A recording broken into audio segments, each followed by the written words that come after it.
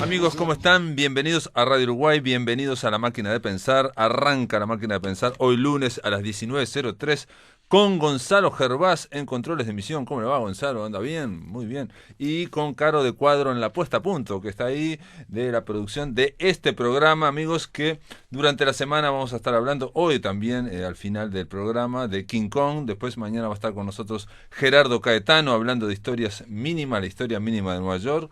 También hablaremos del taller de Sina Fernández y también durante la semana oiremos a microficciones uruguayas. Arrancamos La Máquina de Pensar. Antes de arrancar voy a decir un solo aviso porque me lo acaban de mandar. Mañana, amigos, martes a las 19:30 horas, en la nueva Casa de los Escritores, que está en San José 1312, digamos, en el Mercado de la Abundancia, pero en el subsuelo, o sea, en San José y Yaguarón. Van a estar leyendo Enrique Umbre, Maya García, Ibero Laventure, Marisol Cavada, Leonardo de Melo y María Laura Pintos Nobles.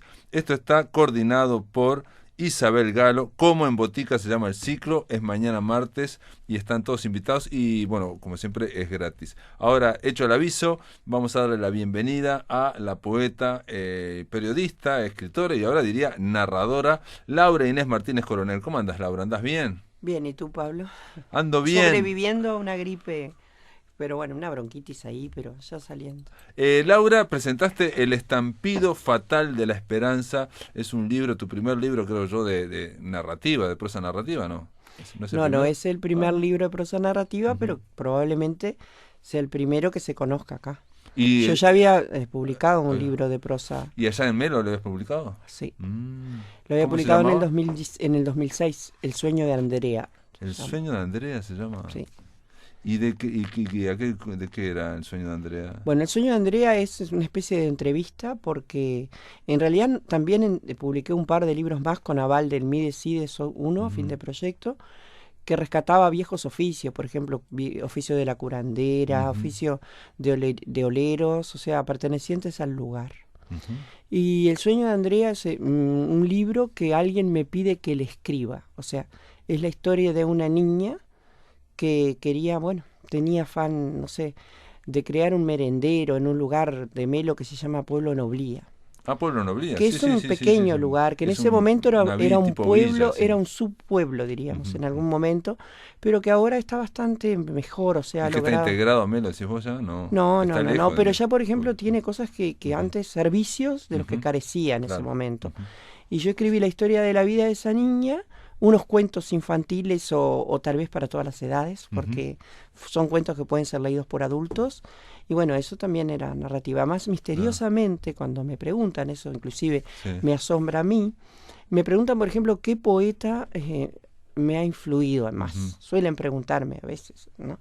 A mí no me han influido muchos poetas, me han influido más bien ensayistas, o sea, o narradores, porque tiendo más a leer narrativa que poesía. Eso es bastante particular, quizás ni yo me había dado cuenta hasta que alguna vez mandé un trabajo en una editorial y me dijeron que esto no es poesía, me acuerdo. Entonces yo dije, no es poesía, pero ¿qué es entonces? El tema es que no te clasifiquen en un estilo. Claro. ¿No? Porque uno escribe y punto, y no está preocupado por qué estilo es. De pronto puede ser clasificado en poesía aquello que tiene mucha metáfora, mucho símbolo, ¿no? Sí, bueno, en tu caso siempre escribiste, digamos, tipo prosa poética, claro, o verso libre, sí. digamos, ¿no? Más bien era prosa poética, si es que hay que buscarle algo para definirlo, ¿no? Claro, sí. Pero porque en realidad no todo yo es prosa poética. No. Yo me acuerdo de La piel de relámpago, que fue el primer libro que leí. Pero claro. Había poemas, claro, digamos, sí. El tema es ahora que, por ejemplo, yo tengo un contrato firmado en México por otro libro de poesía que va a salir en unos meses y que reúne prácticamente todos mis libros, algunos poemas de mis, o sea, desde el inicio, desde Eclipse de Mar y Sangre, que publiqué muy chiquilina, hasta otros libros, y también después va avanzando hacia los libros actuales. Y se ve eso, ¿no? Como uno también escribía de una manera. Ah, claro, va evolucionando, sí. Claro, pero lo que nunca me preocupé, porque eso es real, es ver si escribía para abajo, para el costado. O sea que yo escribía y punto. Claro. Lo que sí aprendí con el tiempo fue el oficio del escritor, del cual yo descreía cuando era una gurisa. Claro. Yo creía que eso era una cuestión así como mágica y que me había sucedido porque yo venía con ese talento o ese don.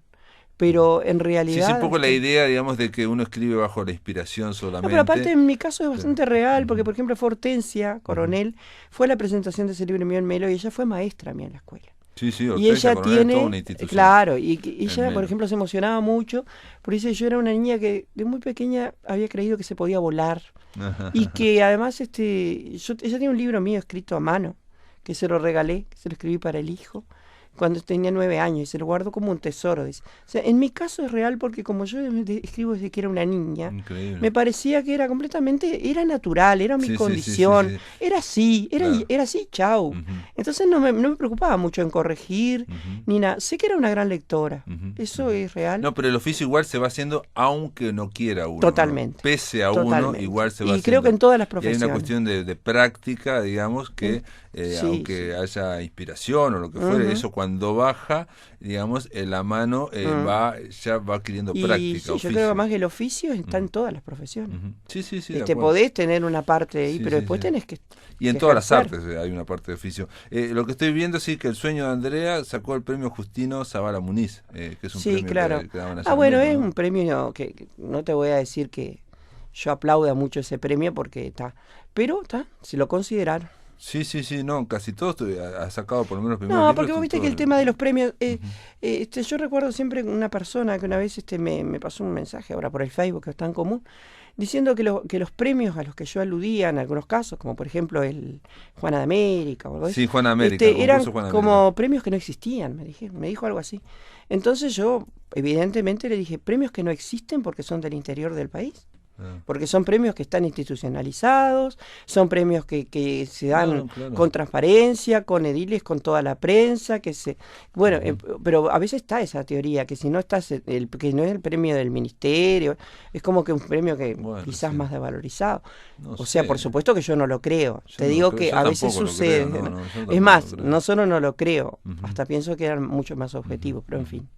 Bueno, y en el caso del estampido fatal de la esperanza, Laura Inés Martínez Coronel, bueno, yo insisto que leí En la piel de un relámpago, que es un libro, tu primer libro, que leí yo tuyo, ¿no? Del 2002, que también sacó el concurso Juana de América en el 2001, y después El sueño de Andrea, que no lo conocía, y después tenés en México editaste aquí con Melba Guaril en Ediciones Ático, Una bandada de dados en el 2011, Sólida en el incendio, esto lo editaste en México, Archipiélago de nadie, eso viniste aquí, hablamos de Archipiélago de nadie, editado en México, y Un bosque por dentro, ese no lo vi, ese creo que no sí, lo viste, sí.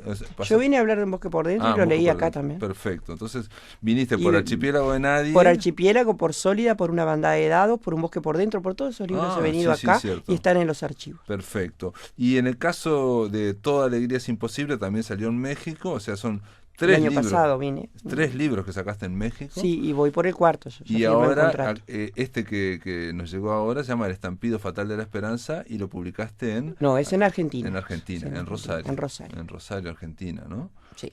Es toda una apuesta ese libro. Como verás, es diferente a mis otros libros. Sí. No porque sea solamente narrativa, sino porque no es un libro de ficción. Es un libro que narra a través de mis ojos y por supuesto a través de mi mirada el mundo que me rodea. Sí, hechos reales. Hechos reales. Desde mi percepción, hechos reales. Alguna parte es autobiográfica, pero no toda. También hay historias de otras personas. Soy un poco, a veces trabajo en primera persona, a veces trabajo como el espectador, a veces, persona, sí. A veces son monólogos intercalados, a veces hay diálogos. O sea, no me preocupo nunca cuando escribo así, por qué estilo es, por ejemplo, aunque me lo han dicho. Por ejemplo, el Melo me lo presentó una profesora de literatura, que también trabaja en talleres, Teresita Vergara, y también me lo presentó una periodista que trabajó 40 años en el Sodre, Melo, Ana Andrea Caballero. La mirada de una periodista y la mirada de una profesora de literatura. Y bueno, ellas dicen que está un género híbrido, que es un género, es una especie de crónica como subjetiva. Sí, es una crónica subjetiva, ¿no? Sí. O sea, muy con una mirada poética subjetiva. Y una confluencia de géneros ahí. Claro, pero está claro que estás hablando de, por lo menos a mí me transmitió que estabas hablando de hechos o de noticias o cosas que te llegaban. De pronto varias noticias en una crónica, varias situaciones o viajes introspectivos. Inclusive buceo un poco en el ensayo, porque hay una libertad que me doy en el trabajo, que eso es muy del ensayo, ¿no? No solo de dejar fluir de una manera esotérica, porque yo no trabajo así. Ya sabes que algunas veces me has entrevistado y no es que me moleste, pero yo creo que a todos nos molesta un poquito, sí, que nos rotulen.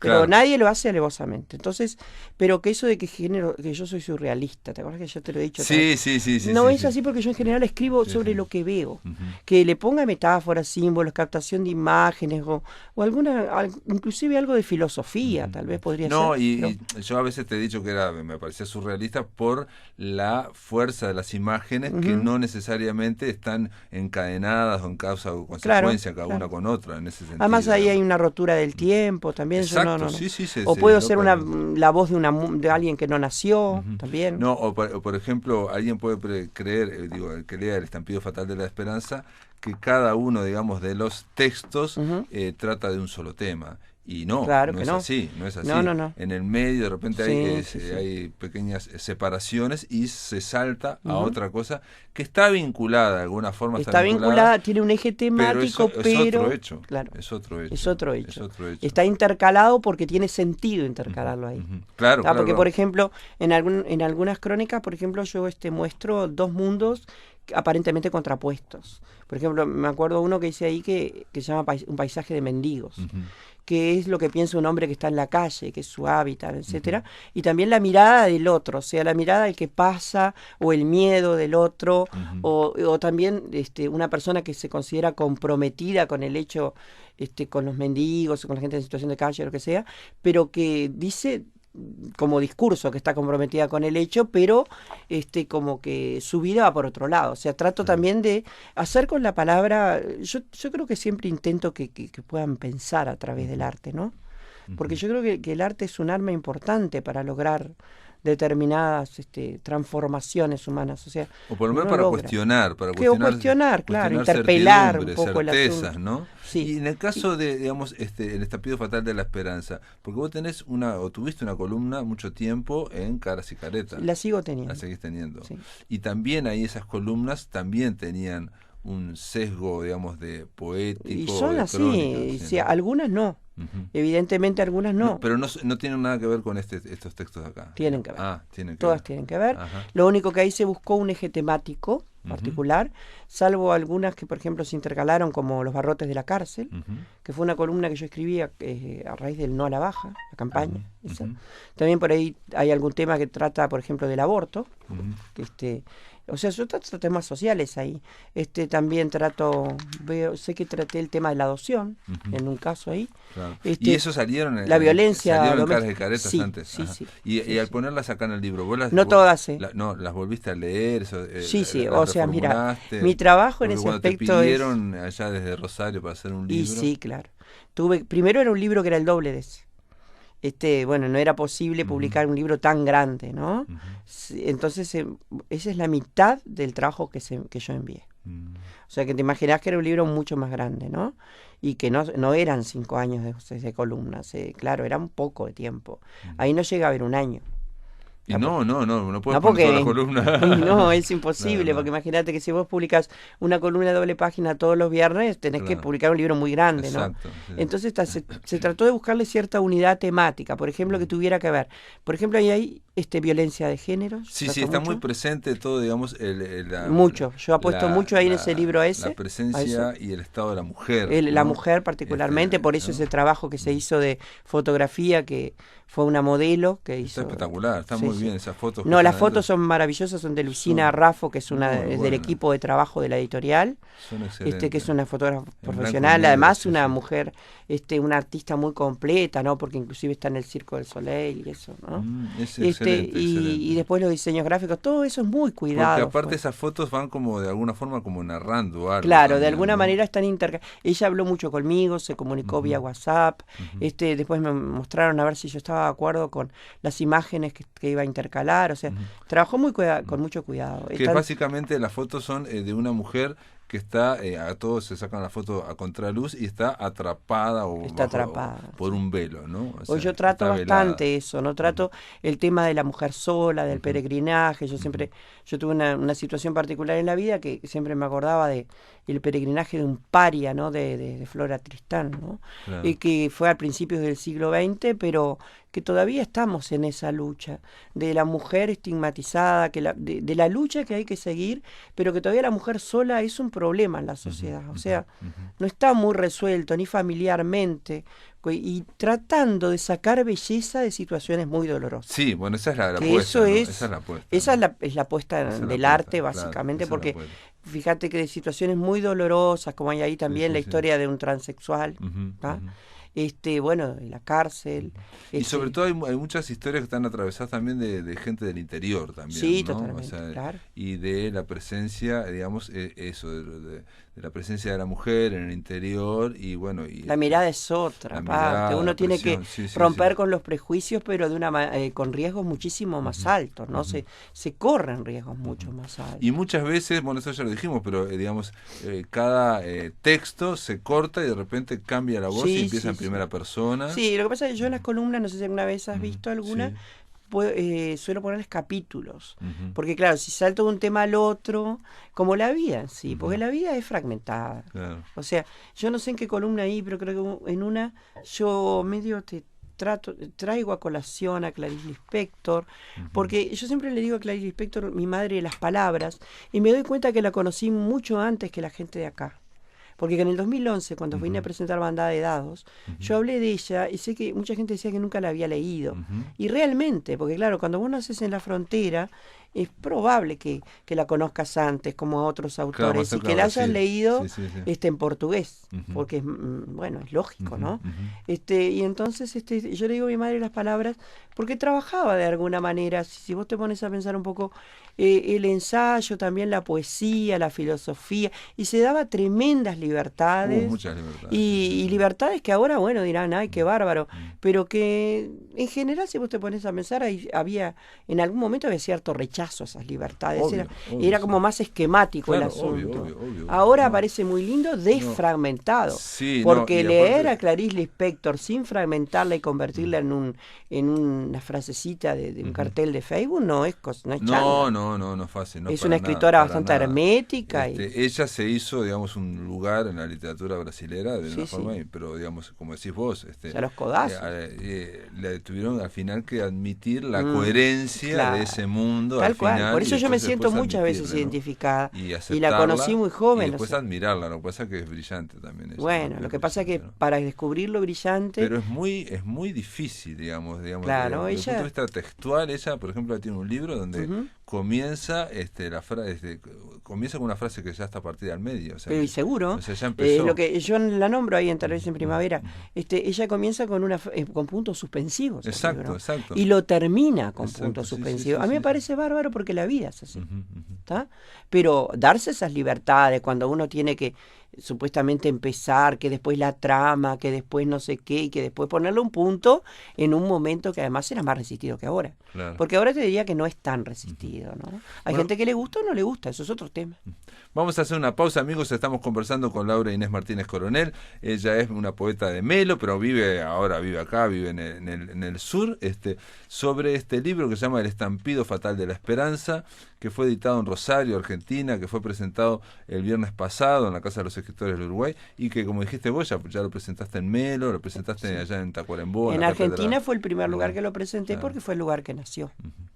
Amigos, continuamos en La Máquina de Pensar. Estamos conversando con la poeta Laura Inés Martínez Coronel de este libro, El estampido fatal de la esperanza, que no es estrictamente un libro de poesía, lo dijimos, son como artículos, como crónicas, textos que son crónicas subjetivas, que por otro lado te voy a decir, Laura, que es algo que está en pleno desarrollo y apogeo en América Latina, no aquí, pero en América, la crónica, yo estuve en Colombia el año pasado, no, en el 2017, y me dijo un escritor, así como hubo un boom latinoamericano en los 60 muy grande, ahora hay otro boom latinoamericano que es el de la crónica, que se cruza con la visión más subjetiva. Y me mencionó, desde Colombia me mencionó a 4 escritores muy importantes y obviamente a 3 escritores argentinas, que Leila Guerriero, Martín Caparrós y otro tercero que se me escapó ahora, que como que van adelante, digamos, de este movimiento, lo que fuere, que como llamarlo, no es un movimiento en realidad, es algo que está pasando, ¿no? Que no es ficción, ¿no? No. Y que tampoco es la crónica habitual, tradicional, claro, la habitual, la que ¿no? estábamos acostumbrados. A la que estamos acostumbrados. Uruguay, y de todas formas, Uruguay nunca fue un país con mucho desarrollo de la crónica, no sé por qué. Yo pasé varias veces en Chile me dijeron, aquí hay mejores cronistas que novelistas, porque ellos la crónica la han desarrollado siempre, ¿no? La gente lee en los diarios crónica y hay gente autores que tienen ya una crónica bastante subjetiva.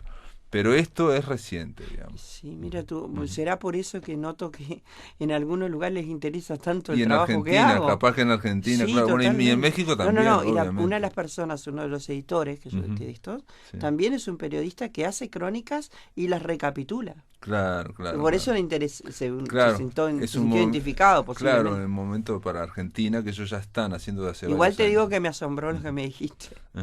Porque tampoco, o sea, en mí sucedió, viste cuando te dicen, bueno, escribime algo así como columnas o lo que sea, y de pronto empezás a hacerlo, ¿viste? Pero lo empezás a hacer con tu estilo. Obvio. Y de pronto, bueno, lo estás haciendo. Obvio. Y ahí generas un cierto oficio también. Sí, totalmente. Yo te iba a pedir a Laura que si podía leer algo, un texto, no un texto completo, porque son como artículos, son largos, digamos, pero como eso va cambiando de voces, no sé si quieres leer algo ahí, eso que te dije. Bueno, yo voy a leer una cosa que me dijiste tú, Dale, porque me libera. Que yo te pedí, a ver. Claro. A ver. Porque por lo menos se puede notar, sí, que no es ficcional. Ayer por la mañana, ella se reunió con un hombre con enormes ojos claros. Él la iba sosteniendo hasta que llegaron a un café. Sintió vértigo, decía ella mientras miraba de forma obsesiva a su vaquero estratégicamente rasgado, un poco más roto. No entiendo cómo me preocupa el desgarro de lo hecho para destruirse. Él sonrió tristemente. Piden un desayuno. Él dice si puede grabarla. Ella siente con la cabeza y sonríe. ¿Cómo es eso que festejan el cumpleaños de Hitler?, pregunta. Catástrofes y absurdos cotidianos, dotados de un orden especial, ya no logran que haga otra cosa que tratar de beber el café en un vaso y con una mueca displicente relatar una historia no extraída de otra novela que la vida, en la que adopta el rol de testigo y declara. Festejan, son unos cuantos. Parece un juego. La gente cree que todo termina allí entre rock pesado y buenos vecinos que reparten manuales y traman homicidios mientras apilan armas y pintan banderas. El problema no es el golpe oscuro de una música que ruge, ni los esqueletos en las ventanas. Es algo que está bastante más allá. ¿Te hablé de un hombre insignificante y cabizbajo que conocí huyendo de su inexistencia? Él es mucho más peligroso. Habla en susurros y siempre escucha música clásica. Es grave lo que dices. Puede ser, pero también sé de otras muertes y otras sectas. Mira, parezco estar aquí, pero hace tiempo que estoy presa. Hay condenas, exclusiones varias, hornos del más temible holocausto. Los hay en muchas partes. Eso. Ella se va del café mientras él sugiere que cuide enfermos y les recite poemas. Sí, me gustaría hacerlo. Hay quien cobra por abrazar o escuchar historias de amor contrariado. La soledad es un gran negocio. Lo he perdido todo, repite interiormente. Se fastidia con el jean roto de antemano que ahora le parece inesperadamente lleno de parches por donde la tela se escapará sin remedio. Al llegar a la casa, sube largas y extenuantes escaleras. En el cuarto vuelan plumas de un acolchado que le dieron. Las recoge cuidadosamente. Las pondré en su sitio. No sé por el lugar que se escapan. Cuando sean muchas, las volveré a su lugar. Muy bien. Digamos, yo percibí ahí también que había eso, se estaba contando una historia real. Digamos, sí, ¿no? totalmente real. ¿No? Y eso, obviamente, al que lea digamos, el texto completo se va a sorprender de que salta, ¿no? Va saltando la voz. Aparte no es un libro muy chico tampoco, ¿no? Y son los textos se pueden leer por separado, pero sí, tienen... por separado. Son 200 páginas. Sí. Es un libro que está bien, digamos. Yo me imaginaba que era una recopilación de tus columnas, pero no necesariamente, porque fueron retrabajadas, reformuladas también para esto, ¿no? Sí, y algunas no o sea, no aparecieron. Algunas no aparecieron, o sea, no son todas. Y y yo te decía fuera de micrófono que increíble que venga Laura Martínez Coronel a hablar, que siempre insististe vos con el tema de la mujer y el interior, ¿no?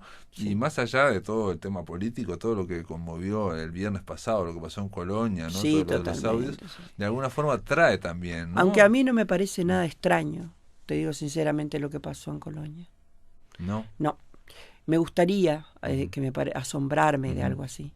No me parece nada extraño. Me parece que estamos avanzando mucho, pero que es una muestra de una actitud o de un posicionamiento en una caverna naturalizado, completamente naturalizado, de forma tal... Vos siempre me lo dijiste, digamos, de Melo sobre todo. ¿no? Sí, en el interior es bastante más común. Digamos, esa cuestión. Pero yo traté, tú sabes o no sabes, no sé, pero hemos hablado algunas veces, de vivir un poco de espaldas a eso, ¿no? Claro. Lo que ha tenido un costo muy importante en mi vida y que en este libro yo lo trabajo bastante. Claro, o sea, porque uno puede vivir recortando prejuicios y diciendo que no y no sé qué cosa. Lo cierto es que todavía la sociedad no está tan preparada. Si no, estas cosas no parecen. Y probablemente esto que ocurrió, digamos, con el intendente Moreira en Colonia, sea quizás como un emergente, un síntoma exagerado de otra cosa que sea más, como dijiste vos, más naturalizada. Y a veces... al menos donde yo nací y en donde me crié, esto está bastante naturalizado, de forma tal que a nadie le parece un escándalo tan grande. Por eso te imaginas que hay gente que le da la cara para hacer una marcha en apoyando a esta persona. Sí, incluso una vez hablando, porque yo recorro bastante el interior, hablando una vez con una ex directora que había renunciado a una intendencia, me dijo, Pablo, en Uruguay el presidente de la República tiene controles y tiene reglamentos y leyes, y aparte hay todo un aparato que lo está controlando. En el interior el intendente no lo controla nadie, porque tiene mayoría absoluta en la Junta. Y bueno, tú sabes lo que pasa en mi departamento. Es una república aparte. Ellos mismos te dicen, es como un mundo aparte, ¿no? A la manera de... te dicen, o sea, como que hubiera una idiosincrasia, que de hecho hay una idiosincrasia un poco diferente, ¿no? Pero nadie le parece escandaloso, y es más, ojo, que con el asunto del patriarcado y todo eso, vos sabés que capaz que si leíste el libro, yo trato en la primera columna la violencia desde otra óptica, ¿no? En casa de campo, particularmente. Porque la mujer, o sea, los hombres, todo bien, pero hay mujeres tremendamente machistas. Sí, no, claro, o sea, es que es todo un sistema. A veces recibís el ataque no tanto de los hombres, sino un ataque a la figura de la mujer, destruyéndolo de una manera tremenda, como si estuviéramos en el siglo XVIII, ¿entendés? Porque inclusive en este caso del intendente de Colonia no hay ningún problema en exponer a la mujer y ponerla como un ser. El hombre puede cambiar, inclusive a mí me pasó, yo entré en un foro hace... ¿Cuántas veces un hombre puede cambiar de mujer? Decía una persona con unos carteles, aparentemente de izquierda, esta persona. Y después, la misma persona, el mismo día pone un cartel. Sí, experta en pasantías matrimoniales. O sea, que por un lado dijo que el hombre no tiene por qué no cambiar 200.000 veces de mujer, porque ¿dónde está escrito eso? Mal visto, digamos, pero una mujer que tiene 3 maridos hace pasantía de matrimonial. Claro. O sea que estamos hablando de un desfasaje un doble grave. Rasero para medir, y tiene que ver con esa naturalización que lo traigo al tema. Nosotros acá en La Máquina de Pensar no hablamos de política en general, pero digamos, o hablamos muy en abstracto. En este caso, en concreto, porque el estampido fatal de la esperanza está atravesado un poco por esa visión. Necesariamente, yo necesité escribir eso con ese eje porque primero porque hay mucha hipocresía y la urgente necesidad de decir basta, ¿no? Claro. Porque luchamos, es cierto que luchamos, pero de ir del discurso y el estandarte y la pancarta a una cuestión que es absolutamente educativa esto no es menor, porque con la belleza y la salvación de la belleza, invitando a pensar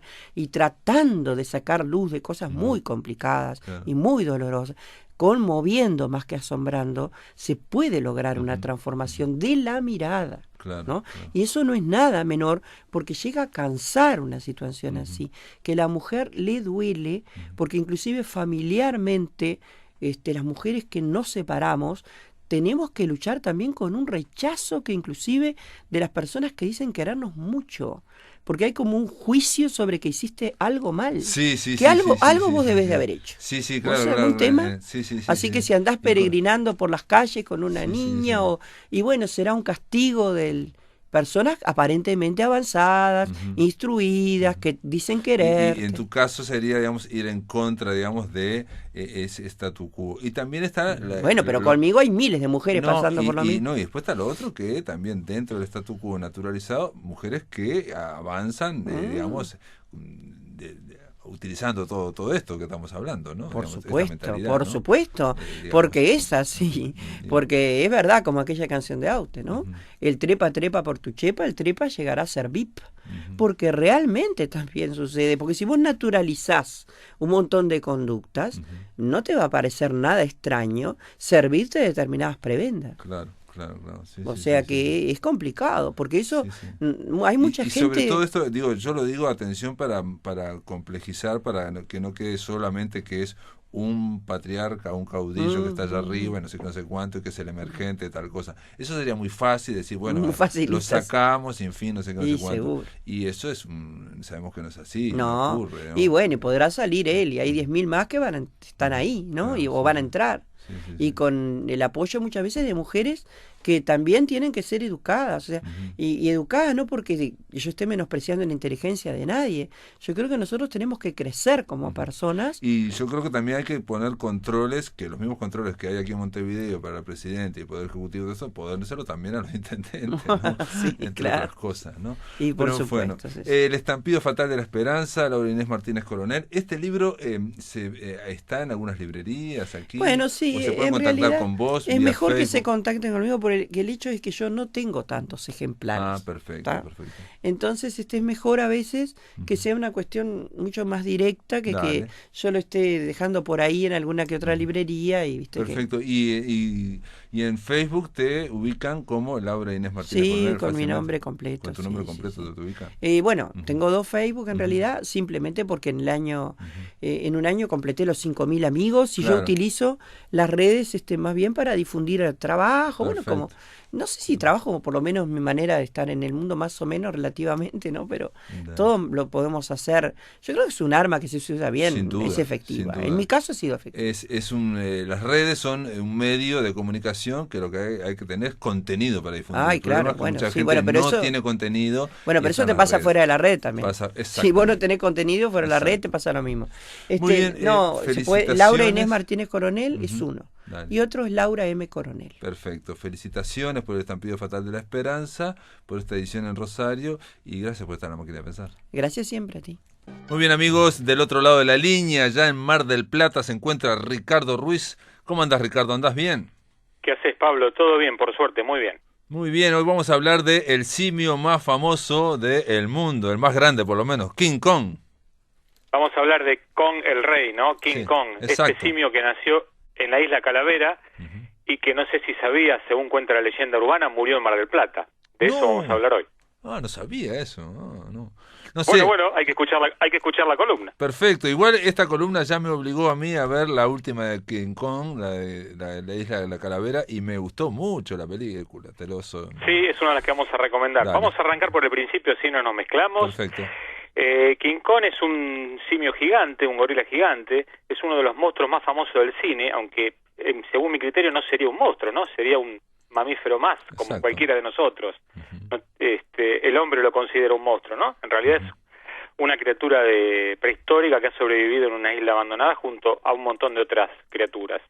La primera aparición es en una película, no surgió en libro, surgió en película, una película del año 1933, de la que tiene un guión escrito por Edgar Wallace, un escritor del suspenso, muy conocido en esa época, uno de los padres del thriller, y dio esta película junto con el director de esta película, Merian Cooper, y realmente es una película muy muy buena para la época. Estamos hablando hace casi 100 años, ¿no? 1933, los efectos están hechos todo con animación cuadro a cuadro, es lo que se llama como stop motion, y realmente hoy uno la vuelve a ver y realmente es mucho mejor que muchas que vinieron posteriormente. Realmente está muy bien la película. La trama nos cuenta la historia de un director de cine estamos hablando de la plena época de la depresión, ¿no? Donde todos eran perdedores, donde todos estaban muy deprimidos, no había esperanzas. Este director decide contratar una actriz venida menos, subirla a un barco e ir juntos con unos cazadores de animales hasta una isla que él sabía donde podía encontrar esta criatura. Bueno, ahí encontrarán la criatura, la llevarán de vuelta a Estados Unidos después de un montón de aventuras que van a pasar, y tendremos el final de esa película que seguramente todos nuestros amigos de la máquina de pensar ya habrán visto, que es este mono gigante enamorado de esta chica encima del Empire State Building, y siendo abatido por la fuerza de seguridad. Claro, esa es un poco la historia, ¿no? Ese es el ícono, esa es la imagen icónica de King Kong que todos icónica, sabemos, ¿no? Icónica. Esto en su momento, bueno, tenía muchas interpretaciones, esto de la Gran Depresión, se hizo muy famoso esta imagen, y si bien hubo alguna secuela, El hijo de King Kong y algunas otras, no sería hasta el año 1976 que se decide hacer una nueva versión, la decide hacer el productor Dino De Laurentiis. Hago un punto aparte, existió una novela de King Kong, pero fue una novelización de la película, ¿sí? Que la hizo Delos Lovelace, pero no era un original, ¿no? El origen literario de King Kong se puede encontrar quizás en El mundo perdido de Arthur Conan Doyle, es lo más parecido, ¿no? Esa tierra desconocida donde se encuentran las criaturas prehistóricas. O en alguna historia de Julio Verne también. Estamos en el año 76, Dino De Laurentiis decide hacer una nueva película, con una actriz que en ese momento no había hecho nada todavía en cine, fue su primer papel, que es nada menos que Jessica Lange, y el protagonista masculino sería Jeff Bridges. Mirá vos, Jeff Bridges, no me acordaba de Jeff Bridges. Jeff Bridges fue, claro, uno de sus primeros papeles. Bueno, esta película, Dino De Laurentiis era un gran maestro del marketing, en vender mucho las películas, y después las películas tenían mucho menos presupuesto del que parecía que iban a tener, ¿no? Él vendió toda una historia de que se va a usar un animatronic, es decir, como una especie de robot, creado por Carlo Rambaldi, un maestro de efectos especiales, por ejemplo, ha sido el que hizo los Gremlins, un maestro en esa época de efectos mecánicos, siempre hablamos, y en realidad al momento de filmar se usó poco este animatronic de 17 metros, y se usó mucho unos primeros planos de un actor maquillado, muy bien maquillado, con unas máscaras que hacía Rick Baker, otro maestro del maquillaje de terror, autor, por ejemplo, de todas las transformaciones de Un hombre lobo americano en Londres. Estamos hablando de verdaderos artistas. Si uno ve hoy la película del 76, y no es lo mismo, creo que la original le gana, se ve poco al gorila, hay menos presupuesto, se cambia la historia del director de cine por una compañía petrolera, estamos hablando de la época que había una crisis de combustibles. Siempre la película de King Kong, el entorno que la rodea es como que refleja un poco la sociedad de ese momento, ¿no? Esta película del 76 estaba ambientada en la época moderna, no en la época antigua. Después hay otras películas de King Kong. Veo que Jessica Lange ganó el Globo de Oro a la actriz revelación. Yo esta confieso que no la vi. Sí vi la del 33, la primera, y la he visto por lo menos 2 o 3 veces, y siempre funciona porque es una película cortita, 70 minutos, me acuerdo, y es impresionante cómo funciona esa película. Siempre funciona. Bueno, lo que decía al principio, de que el King Kong que murió es el King Kong de esta película. Esta película que se estrenó en Argentina en el 77, 78, después de la película se anunció que iba a venir King Kong a la Argentina, con bombos y platillos. De hecho, lo que en realidad venía era este animatronic, ¿no? Este animatronic gigante. Se mostró en la rural, se armó una carpa a tal efecto, se cortaron las calles, fue una sensación nacional este King Kong que iba a venir. Y resulta que en realidad era bastante una estafa, ¿no? Era una carpa con payasos, en determinado momento se corrían unas cortinas y aparecía un King Kong atado tal cual en la película, que apenas movía la cabeza, porque recordamos que era un animatronic muy limitado. Un payaso le hacía preguntas a King Kong le respondía con gruñidos, y finalmente, luego de 15-20 minutos de espectáculo, rompía las cadenas y el locutor invitaba a la gente a retirarse de la sala porque King Kong se los iba a comer a todos. Esto fue un éxito varios meses en Buenos Aires, en la rural, más de 4 meses, que deciden traerlo a Mar del Plata en el verano. el verano iba a ser el verano de King Kong. Se encontraron con el problema de que el lugar, que era una carpa en la calle, en la avenida Luro, en Mar del Plata, muy cerca donde yo vivía en esa época, de chico, 6-7 cuadras, de hecho yo vi el espectáculo de King Kong, se demoró tanto que en enero no lo pudieron estrenar. Y en enero, Pablo, es el mes que Mar del Plata más turismo tiene. Claro. Y esto arrancó en febrero. Cuando arrancó en febrero, las entradas eran carísimas, el espectáculo ya había sido visto por toda la gente de Buenos Aires, y tuvieron que levantar el espectáculo y no podían pagar las deudas a los empresarios que lo habían traído. La conclusión es que fue embargado King Kong, el animatrónico fue embargado, la consola donde lo manejaban se empezó a oxidar y King Kong quedó tirado en un predio de Mar del Plata, tapado con una manta, y yo recuerdo haberlo visto. Primero porque estuve ahí, porque me saqué una foto con la mano de King Kong, que había solo una mano para sacarse la foto. Claro. Y en este predio quedó tirado meses y meses. Por eso la leyenda urbana dice que murió en Mar del Plata. Impresionante que historia. Aparentemente fue un basurero y quedó ahí. Lo cierto es que después lograron destrabar el embargo y se fue a Brasil. Pero si buscas en internet vas a ver fotos de King Kong en Mar del Plata. Impresionante. El King Kong animatrónico de Dino de Laurenti. Así que estuviste al lado de la mano que albergó a nada menos que a Jessica Lange. Sí, creo que había 2 réplicas en el mundo y creo que se quemaron hace unos años con un incendio en un estudio.